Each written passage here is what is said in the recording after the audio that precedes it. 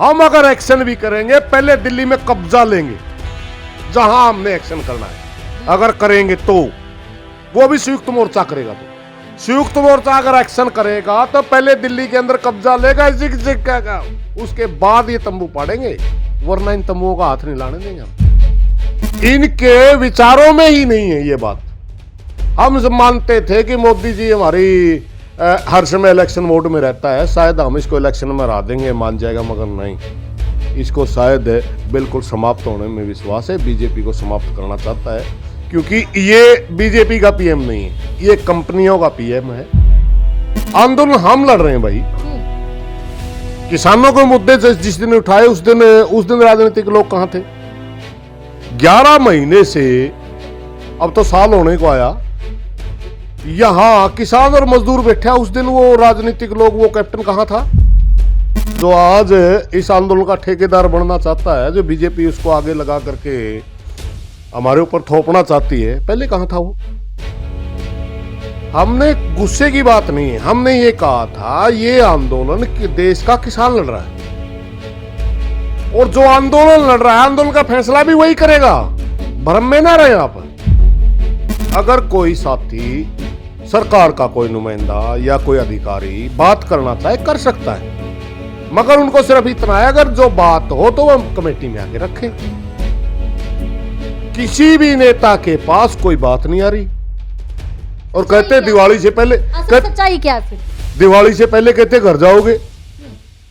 मेरे भाई दिवाली से पहले तो आज की तारीख है, 2 तारीख को बैठे हम, कल को दिवाली, परसों को दिवाली है। हमारे को नहीं पता हमारा प्रधानमंत्री क्या चाहता है। हम पहले सोचते थे कि प्रधानमंत्री जनता की आवाज सुनेगा, नहीं, मगर सच्चाई क्या है, इनको आरएसएस में पढ़ाया ही जाता है। ये आरएसएस का जो दूसरा इनका सरसर चालक हुआ है गोलवलकर साहब, वो तानाशाही की बड़ाई करता है, तानाशाह लोगों। ਤੁਹਾਨੂੰ ਕੀ ਲੱਗਦਾ ਹੁਣ ਜਿਹੜਾ ਇਹ ਭਰਮ ਭੁਲੇਖੇ ਪਾਏ ਜਾ ਰਹੇ ਨੇ ਇਹ ਰਾਜਨੀਤਿਕ ਪਾਰਟੀਆਂ ਦੇ ਵੱਲੋਂ ਕੀਤਾ ਜਾ ਰਿਹਾ ਹੈ? बिल्कुल बिल्कुल, एक बहुत बड़ी गेम खेली जा रही है हमारे साथ। उन्होंने एक ऐसा गेम खेल दिया कि ये करेंगे, कुछ हो सकता है, वो तो पंजाब के साथी हमारी भावना को समझ गए, हो सकता है पंजाब के साथी कहने लग जाए भाई कानून वापसी हो रहे हैं, मांग माननी जा रही है, हमने उसका विरोध करना था। मांग कहां माननी जा रही है? एमएसपी के ऊपर तो 1% भी नहीं है। हमारा प्रधानमंत्री मात्र चुनाव जीत को ही बड़ी बात मानता था, हम जीत रहे हैं, जनता तो हमारे साथ है। अब 23 विधानसभा के चुनाव है, बीजेपी हार रही है, क्या आप इसको किसानों की जीत मानेंगे?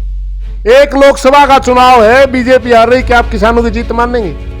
और अगर आप किसानों की जीत मानेंगे तो याद रख, किसानों की बात मानने में फायदा है। हमारी लड़ाई मेरे भाई पूरे देश के किसान की लड़ाई एमएसपी फ्रंट पे है। आप समझिए, एक मिनट में बता रहा हूं आपको। तो हरियाणा के मनोहर लाल सीएम भी, खट्टर भी चाहते थे मैं बिचौलिया बनूं। हमने कहा मैं बिचौलिया स्वीकार नहीं है, हमारी सीधी भारत सरकार से बात हो, हम अपनी मांग मानेंगे, हमारा अधिकार है, हमारी सरकार है, हमारा देश है, बिचौलिया की क्या जरूरत है जी? यहां कूटनीति का क्या जरूरत है? बताइए, दूसरे देश से डायलॉग हो रहा है क्या? उत्तर प्रदेश के चुनाव में सबसे बड़ा मुद्दा एमएसपी है, बंगाल के चुनाव में सबसे बड़ा मुद्दा एमएसपी था। छोटे से छोटा किसान चाहता है कि मेरा उससे नीचे नहीं बिके, तो हम कैसे छोड़ सकते हैं उस चीज को? इसलिए नेताओं में फूट डालने के लिए ऐसे बयान दिलवाए जा रहे हैं। लेकिन आप देख सकते हैं 26 जनवरी के बाद तो कोई बात भी नहीं हो रही, डेडलॉक तो अभी भी बना हुआ ना, आखिर बात तो टेबल का। मैं शुरू में कह दिया था कि हम अपने देश की सरकार से अपने प्रजातांत्रिक अधिकारों के तहत अपनी मांग मान रहे हैं, इसलिए हमें किसी किस्म का कोई बिचौलिया स्वीकार नहीं है। मनोहर लाल खट्टर भी ये कहते नजर आते हैं कि एमएसपी तो थी, है और रहेगी। ये तो प्राइम मिनिस्टर मोदी भी कह रहे हैं कि एमएसपी तो है, फिर क्या कहना चाहेंगे? एमएसपी तो इनकी तो झूठ बोलने का ठेका ले रहे हैं। बीजेपी वाले जितना बेशर्मी से झूठ बोलते हैं, मेरी समझ में हिंदुस्तान में पहले किसी ने नहीं बोला हुआ। बाजरा बिकता था एमएसपी का हरियाणा में, मनोहर लाल खट्टर ने उससे भी हाथ खींच लिए, कहते मैं 600 रुपए वो दूंगा भावांतर योजना के तहत। 1200 रुपए बाजरा बिक रहा है, ₹600 भावांतर मिल गया, 1800 हुआ। MSP 2250 रुपये, 450 रुपये किसान को घाटा हो रहा है। कहाँ मिल रही है MSP? मंडियां टूट रही हैं। डिप्टी CM और CM कह रहे हैं हम मंडियां बढ़ा रहे हैं, 4-5 मंडियां टूट गई। ये भी कहा जा रहा है कि अगर पंजाब के CM चन्नी की बात करें तो वो भी किसानों के मसलों को हल करना चाहते हैं। देखिए, चन्नी क्या चाहता है हमें कोई लेना देना नहीं, कैप्टन क्या चाहता है हमें कोई लेना देना नहीं, या कोई और राजनेता क्या चाहता है हमें क्या लेना देना है। हम क्या चाहते हैं हमें तो इस बात से लेना देना है। अगर चन्नी के हाथ में कोई कानून वापस करवाना है, MSP की गारंटी है, चन्नी लाके दे दे, कैप्टन के हाथ में कैप्टन लाके दे दे। कहा तो जा रहा है भी कोई तो बीच पड़ के फिर ही जो टेबल टॉक में बात होगी तो वही शुरू करवाएंगे ना। क्यों बिचौलिए, क्या जरूरत है सरकार के अंदर क्या बात करने का वादा नहीं है। ਸਤਿ ਸ਼੍ਰੀ ਅਕਾਲ ਦਰਸ਼ਕੋ, ਤੁਸੀਂ ਦੇਖ ਰਹੇ ਹੋ ਰੋਜ਼ਾਨਾ ਸਪੋਕਸਮੈਨ ਟੀਵੀ ਤੇ ਮੈਂ ਹਰਜੀਤ ਕੌਰ। ਇਸ ਸਮੇਂ ਸਾਡੇ ਨਾਲ ਕਿਸਾਨ ਨੇਤਾ ਸੁਰੇਸ਼ ਕੌਤ ਜੀ ਮੌਜੂਦ ਹੈ। ਹੁਣੇ ਸਟੇਜ ਤੋਂ ਇਹੀ ਸਵਾਲ ਪੁੱਛਦੇ ਨਜ਼ਰ ਆ ਰਹੇ ਸੀਗੇ ਕਿ ਕੌਣ ਫੈਸਲਾ ਕਰਨ ਵਾਲਾ ਹੁੰਦਾ ਕਿਸਾਨੀ ਅੰਦੋਲਨ ਦਾ। 1 ਸਾਲ ਪੂਰਾ ਹੋਣ ਵਾਲਾ ਕਿਸਾਨੀ ਅੰਦੋਲਨ ਨੂੰ ਕੀ ਕਿਸਾਨੀ ਅੰਦੋਲਨ ਰਾਜਨੀਤਿਕ ਪਾਰਟੀਆਂ ਤੈਅ ਕਰਨਗੀਆਂ ਕਿ ਕਦੋਂ ਇਹਨਾਂ ਹੱਲ ਕੀਤਾ। ਇਸ ਦੇ ਸਾਰੇ ਵਿਸ਼ਿਆਂ ਤੇ ਖੁੱਲ੍ਹ ਕੇ ਚਰਚਾ ਕਰਾਂਗੇ। ਸਭ ਤੋਂ ਪਹਿਲਾਂ ਸਵਾਗਤ ਕਰਦੇ ਹਾਂ ਰੋਜ਼ਾਨਾ ਸਪੋਕਸਮੈਨ ਤੇ। ਸਤਿ ਸ਼੍ਰੀ ਅਕਾਲ ਜੀ। ਸਤਿ ਸ੍ਰੀ ਅਕਾਲ ਜੀ, ਧੰਨਵਾਦ ਜੀ, ਰਾਮ ਰਾਮ ਜੀ। ਸੁਰੇਸ਼ ਕੌਰ ਜੀ, ਅੱਜ ਕੀ ਮਤਲਬ ਕਿਉਂ ਤੁਸੀਂ ਇੰਨੇ ਗੁੱਸੇ 'ਚ ਨਜ਼ਰ ਆ ਰਹੇ ਸੀਗੇ ਤੇ ਕੀ ਲੱਗਦਾ ਤੁਹਾਨੂੰ ਰਾਜਨੀਤਿਕ ਪਾਰਟੀਆਂ ਤੋਂ ਤੁਸੀਂ ਸਵਾਲ ਚੁੱਕ ਰਹੇ ਹੋ ਕਿ ਉਹ ਕੌਣ ਹੁੰਦੇ ਨੇ ਕਿਸਾਨੀ ਅੰਦੋਲਨ ਦਾ ਫੈਸਲਾ ਕਰਨ ਲਈ? ਕਿਉਂ ਇਸ ਤਰ੍ਹਾਂ ਦਾ सवाल जेड़ा तुसी पूछे? देखिए, तरह तरह की छोटी मोटी रिपोर्टें आ रही है, बात गुस्से की नहीं है, बात एक उसकी है कि आंदोलन हम लड़ रहे हैं भाई। किसानों के मुद्दे जिस दिन उठाए उस दिन राजनीतिक लोग कहां थे? 11 महीने से अब तो साल होने को आया, यहां किसान और मजदूर बैठा, उस दिन वो राजनीतिक लोग, वो कैप्टन कहां था जो आज इस आंदोलन का ठेकेदार बनना चाहता है, जो बीजेपी उसको आगे लगा करके हमारे ऊपर थोपना चाहती है? पहले कहां था वो? हमने गुस्से की बात नहीं है, हमने ये कहा था ये आंदोलन देश का किसान लड़ रहा है, और जो आंदोलन लड़ रहा है आंदोलन का फैसला भी वही करेगा।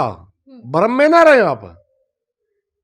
मीडिया में छोटी मोटी रिपोर्टिंग करवा के एक माहौल बनाया जा रहा है कि कहीं अंदर खाते कोई बात चल रही है कि आपस में नेताओं में अविश्वास की भावना डाली जा रही है, जबकि हमने सभी नेताओं से पूछ लिया व्यक्तिगत, भाई ये कहीं किसी से बात चल रही है तो पता करो। क्योंकि देखिए, मैं एक बात बताता हूं, हमने एक समन्वय के लिए कमेटी बना रखी जिसको 9 मेंबरी कमेटी बोलते हैं।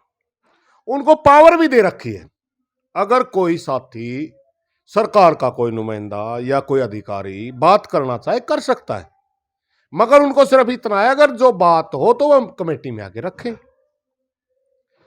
किसी भी नेता के पास कोई बात नहीं आ रही, और कहते दिवाली से पहले, सच्चाई क्या है फिर? दिवाली से पहले कहते घर जाओगे। मेरे भाई, दिवाली से पहले तो आज की तारीख है, 2 तारीख को बैठे हम, कल को दिवाली, परसों को दिवाली है। अगर हम घर जाएंगे, हमारी मांग मानी जाएगी, तो बताइए तो सही कौन है?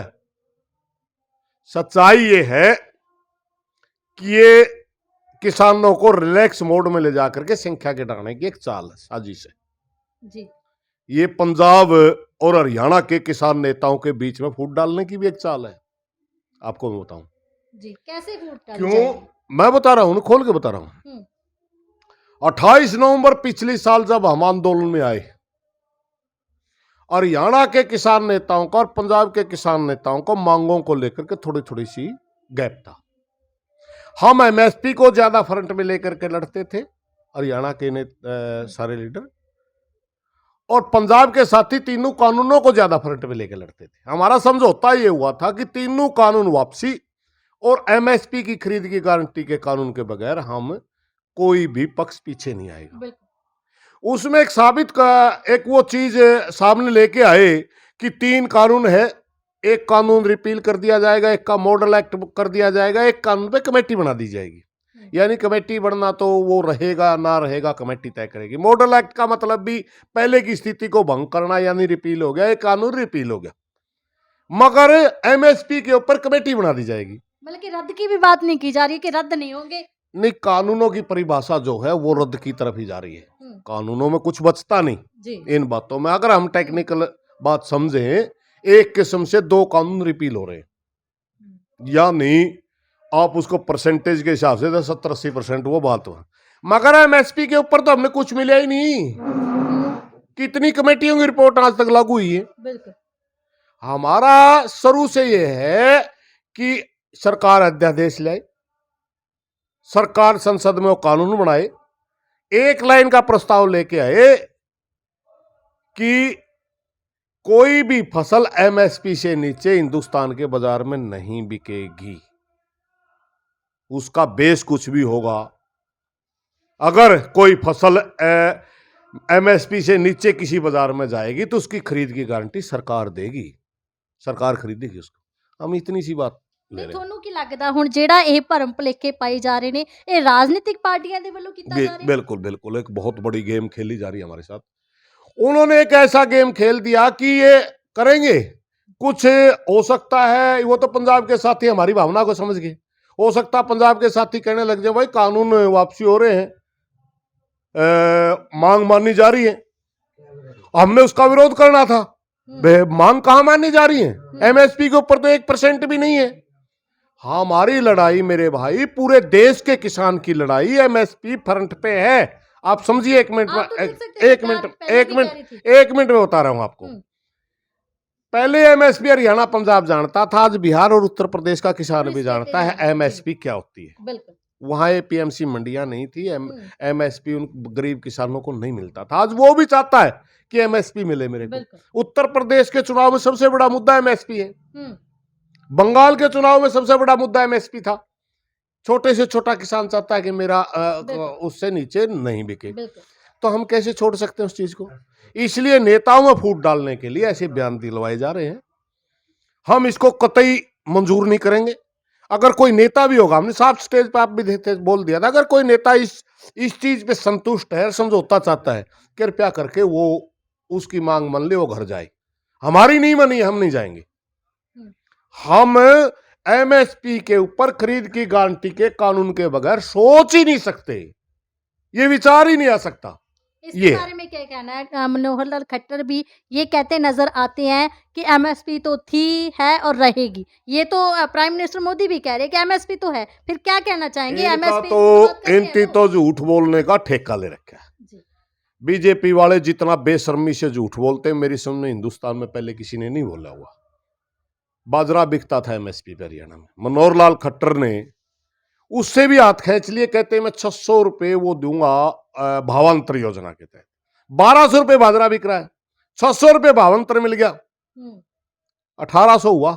एमएसपी 2250 रुपए, 450 रुपये किसान को घाटा हो रहा है। कहां मिल रही है एमएसपी? जो कई फसलें ऐसी थी हरियाणा के अंदर जो सारी खरीदी जाती थी, मनोहर लाल खट्टर उसको 25% पे लेके आ रहे हैं, घटा रहे हैं। फिर गवर्नमेंट घटा रहे हैं, बढ़ा नहीं रहे। मंडियां टूट रही हैं, डिप्टी सीएम और सीएम कह रहे हैं हम मंडियां बढ़ा रहे हैं। 4-5 मंडियां टूट गई। अभी क्या नाम है, गेहूं की खरीद में सीधा सेलों में गेहूं डलवाएगा। तो ये डीएपी की लाइनों में लोग खड़े हैं, भूख हड़तालें चल रही हैं। नरवाना के अंदर हमारे संगठन का है अशोक दनोदा, आईटी सेल चलाता है, युवा किसान है, बड़ा मेहनत कर रहा है, भूख हड़ताल में बैठा है नरवाना के अंदर, मगर कोई सुनने वाला नहीं। 3 किलोमीटर की लंबी लाइन है नारनौल के अंदर डीएपी की, कोई सुनने वाला नहीं है। कैथल के अंदर रोड जाम होता है, कोई सुनने वाला नहीं है। ये लोग सिर्फ और कहते हैं डीएपी सरप्लस है। इनका तो सिर्फ झूठ बोलने से मतलब है, इनका कोई सच्चाई से लेना देना नहीं है। मगर ये आंदोलन इनकी सारी की सारी चालें फैल करता हुआ इनकी सच्चाई को उजागर कर रहा है। ये भी कहा जा रहा है कि अगर पंजाब के सीएम चन्नी की बात करें तो वो भी किसानों के मसलों को हल करना चाहते हैं। देखिए, चन्नी क्या चाहता है हमें कोई लेना देना नहीं, कैप्टन क्या चाहता है हमें कोई लेना देना नहीं, या कोई और राजनेता क्या चाहता है हमें क्या लेना देना है। हम क्या चाहते हैं हमें तो इस बात से लेना देना है। अगर चन्नी के हाथ में कोई कानून वापस करवाना है, एमएसपी की गारंटी है, चन्नी लाके दे दे, कैप्टन के हाथ में कैप्टन लाके दे दे। बाकी इस आंदोलन का फैसला वो नहीं कर सकते। लेकिन कहा तो जा रहा है कि कोई तो बीच पड़ के फिर ही जो टेबल टॉक में बात होगी तो वही शुरू करवाएंगे ना। क्यों बिचौलिए, क्या जरूरत है इस सरकार के अंदर, क्या बात करने का वादा नहीं है? लेकिन आप देख सकते हैं 26 जनवरी के बाद तो कोई बात भी नहीं हो रही। डेडलॉक तो अभी भी बना हुआ है ना, आखिर बात तो लेकिन टेबल टॉक मैं शुरू में ही कह दिया था कि हम अपने देश की सरकार से अपने प्रजातांत्रिक अधिकारों के तहत अपनी मांग मान रहे हैं, इसलिए हमें किसी किस्म का कोई बिचौलिया स्वीकार नहीं है। जी। हरियाणा के मनोहर लाल सीएम भी खट्टर भी चाहते थे मैं बिचौलिया बनूं। हमने कहा मैं बिचौलिया स्वीकार नहीं है, हमारी सीधी भारत सरकार से बात हो, हम अपनी मांग मानेंगे, हमारा अधिकार है, हमारी सरकार है, हमारा देश है, बिचौलिया की क्या जरूरत है? जी। यहां कूटनीति का क्या जरूरत है? बताइए, दूसरे देश से डायलॉग हो रहा है क्या? इस देश के किसान मांग रहे हैं, इस देश की सरकार से मांग रहे हैं, क्या जरूरत है बिचौलिए की? हमारी सरकार सीधी हमें बुलाए, सीधी किसानों से बात करे, और किसान उस बात से सहमत होते हैं तो आंदोलन संपन्न होगा। अगर किसान सहमत नहीं होते तो छल कपट से आंदोलन संपन्न नहीं होगा। चुनाव की बात करते हैं, आपने स्टेज पे भी बोला है कि लोकसभा की या मेंबरों की जो चुने हुई हैं उसमें बीजेपी की हार का देखने का मौका मिला, इसके बारे में क्या कहना है? हाँ, मध्य हिमाचल का चुनाव जी, परिणाम अभी बिल्कुल। चल रहा है, हरियाणा का चुनाव परिणाम अभी चल रहा है। जो घमंडी ये सोचता था कि चुनाव जीत ही सब कुछ होता है, हम तो नहीं मानते थे इस बात को। जी। हम तो मानते थे, जैसे हम दबाव समूह के रूप में काम करते, प्रजातंत्र में दबाव समूह भी अपना एक स्थान रखता है, मगर हमारा प्रधानमंत्री मात्र चुनाव जीत को ही बड़ी बात मानता था। हम जीत रहे हैं, जनता तो हमारे साथ है। अब 23 विधानसभा के चुनाव है, बीजेपी हार रही है, क्या आप इसको किसानों की जीत मानेंगे? एक लोकसभा का चुनाव है, बीजेपी हार रही, क्या आप किसानों की जीत मानेंगे? और अगर आप किसानों की जीत मानेंगे तो याद रख, किसानों की बात मानने में फायदा है। जी। और अगर आप इसको मैंडेट नहीं मानते तो उत्तर प्रदेश के चुनाव को मैंडेट मान लेना, सीधा आओ तो सही मैदान में। पहले कहा था पश्चिम बंगाल में आपको कौन जानता है, जब पूरा संयुक्त मोर्चा मैदान में उतरा, बीजेपी के खिलाफ कंपेनिंग करी और बीजेपी हार गई, कहता है वहां आपको कौन जानता था, ये तो अपने आप वो पार्टी जीती है। आप हमारे को नहीं पता हमारा प्रधानमंत्री क्या चाहता है। हम पहले सोचते थे कि प्रधानमंत्री जनता की आवाज सुनेगा नहीं, मगर सच्चाई क्या है, इनको आरएसएस में पढ़ाया ही जाता है। ये आरएसएस का जो दूसरा इनका सरसर चालक हुआ है गोलवलकर साहब, वो तानाशाही की बड़ाई करता है, तानाशाह लोगों, और वो उस विचारधारा को बड़ा प्रमुखता से लेता है जिसके तहत मोदी चल रहा है, यानी किसी की सुननी ही नहीं, अपनी मर्जी से चलाना। इनके विचारों में ही नहीं है ये बात। हम सब मानते थे कि मोदी जी हमारी हर समय इलेक्शन मोड में रहता है, शायद हम इसको इलेक्शन में हरा देंगे, मान जाएगा, मगर नहीं, इसको शायद बिल्कुल समाप्त होने में विश्वास है। बीजेपी को समाप्त करना चाहता है, क्योंकि ये बीजेपी का पीएम नहीं है, ये कंपनियों का पीएम है। जब तक होगा ये अपनी कंपनियों को फायदा पहुंचाएगा, बाकी बाद की बात देखी जाए। जी। 26 नवंबर आ रहा है, एक साल पूरा हो जाएगा किसानी आंदोलन को। ये भी कहा जा रहा है कि अगर 26 नवंबर तक मांगे नहीं मानेगी तो दिल्ली की तरफ रुख करेंगे। इसके बारे में क्या कहना चाहिए, क्या रणनीति होगी अगर ये मांगे नहीं मानते हैं? देखिए, रणनीति के बारे में तो मीटिंग होनी 9 तारीख को, जी। ये तो हवा में बातें हैं जो आप कर रहे हो। पहली बात, एक जिक्र चल रहा था भाई दिल्ली की तरफ से बॉर्डर खोलने जा रहे हैं, क्या आप दिल्ली जाओगे? मैं उसी की बात बता दूं, हमारे 5-5, 6-6 किलोमीटर तक तंबू लगे हुए हैं, अचानक तो हम उठा के ले जा नहीं सकते ना। जी। और किसी सियाना आदमी ने कहा कि जब तक आगे वाला पैर मजबूती से ना जम जाए, पीछे वाला नहीं उठाना चाहिए, समझ गए? रही बात दिल्ली के एक्शन की, वो सारा का सारा हम उस बात पे डिपेंड करता है कि संयुक्त मोर्चा क्या चाहता है। किसी ने कोई अगर किसी ने जल्दबाजी है उत्तर प्रदेश का चुनाव लड़ने की, या किसी ने जल्दबाजी है पंजाब का चुनाव लड़ने की, उनके कहने से फैसले थोड़े होंगे। हमने ये आंदोलन, पूरे भारतवर्ष के किसान ने आंदोलन खून से सींचा है और किसी की जल्दबाजी में ऐसा कोई फैसला नहीं लिया जा सकता जिससे आंदोलन खराब हो जाए। यहां से हम तंबू उखाड़ ले और दिल्ली में हमारे को कोई लगने ना दे तो आंदोलन का क्या हुआ? क्यों बैठे थे हम 1 साल से? ऐसा नहीं होगा। हम अगर एक्शन भी करेंगे, पहले दिल्ली में कब्जा लेंगे जहां हमने एक्शन करना है। अगर करेंगे तो वो भी संयुक्त मोर्चा करेगा। तो संयुक्त मोर्चा अगर एक्शन करेगा तो पहले दिल्ली के अंदर कब्जा लेगा, उसके बाद ये तंबू पाड़ेंगे, वरना इन तंबुओं का हाथ नहीं लाने देंगे हम। ये तंबू हमारी जान है। ਕਿ ਤੁਹਾਡਾ ਇੱਥੇ ਵੀ ਅੰਦੋਲਨ ਰਹੂਗਾ ਤੇ ਜੇ ਦਿੱਲੀ ਨੂੰ ਕੂਚ करना है तो भी ਤੁਸੀਂ आगे वाला जब तक मजबूत आंदोलन नहीं होगा तब तक हम इस आंदोलन की तरफ उंगली नहीं करने देंगे। ये गलती बिल्कुल नहीं करेंगे। ये तो पाड़ लिया, चलो दिल्ली आगे हमारा आंदोलन लगने ना दे कोई, ਜੀ ऐसा नहीं होगा। ਜੀ ਬਹੁਤ ਬਹੁਤ ਧੰਨਵਾਦ ਜੀ। ਸੋ ਦਰਸ਼ਕੋ, ਇਹ ਸਨ ਸੁਰੇਸ਼ ਕੌਰ ਜੀ। ਅੱਜ ਤੁਸੀਂ ਦੇਖ ਸਕਦੇ ਕਿ ਸੋਸ਼ਲ ਮੀਡੀਆ ਤੇ ਹੋ ਗਿਆ, ਚਾਹੇ ਕਿਸੇ ਵੀ ਤਰੀਕੇ ਦੇ ਨਾਲ ਹੋ ਗਿਆ, ਇਹ ਗੱਲ ਕਹੀ ਜਾ ਰਹੀ ਸੀ ਕਿ ਅੰਦੋਲਨ ਕੁਝ ਕੁ ਦਿਨਾਂ ਦੇ ਵਿੱਚ ਖਤਮ ਹੋ ਜਾਏਗਾ, ਕਾਨੂੰਨ ਆ ਜਿਹੜੇ ਉਹ ਰੱਦ ਹੋ ਜਾਣਗੇ। ਉਹਨਾਂ ਦਾ ਕਹਿਣਾ ਕਿ ਇਹ ਸਾਜ਼ਿਸ਼ਾਂ ਸਾਡੇ ਕਿਸਾਨੀ ਅੰਦੋਲਨ ਦੇ ਖਿਲਾਫ ਹੋ ਰਹੀਆਂ ਨੇ, ਕਿਉਂਕਿ ਪੰਜਾਬ ਤੇ ਹਰਿਆਣਾ ਨੂੰ ਕਿਤੇ ਨਾ ਕਿਤੇ ਦੋ ਫਾੜ ਵੀ ਕਰਨਾ ਚਾਹੁੰਦੇ ਨੇ ਤਾਂ ਜੋ ਮੰਗਾਂ MSP ਦੀ ਗਰੰਟੀ ਤੇ ਕਾਨੂੰਨ ਰੱਦ ਦੀ ਹੈ। ਜੇ ਕਾਨੂੰਨ ਰੱਦ ਹੋ ਜਾਂਦੇ ਪਰ MSP ਦੀ ਗਰੰਟੀ ਨਾ ਦਿੱਤੀ ਗਈ ਤਾਂ ਅੰਦੋਲਨ ਖਤਮ ਨਹੀਂ ਹੋਊਗਾ। ਸੋ ਇਸੇ ਹੀ ਵਿਚਾਰਾਂ ਦੇ ਨਾਲ ਸਾਂਝ ਪਾਉਂਦੇ ਹਾਂ।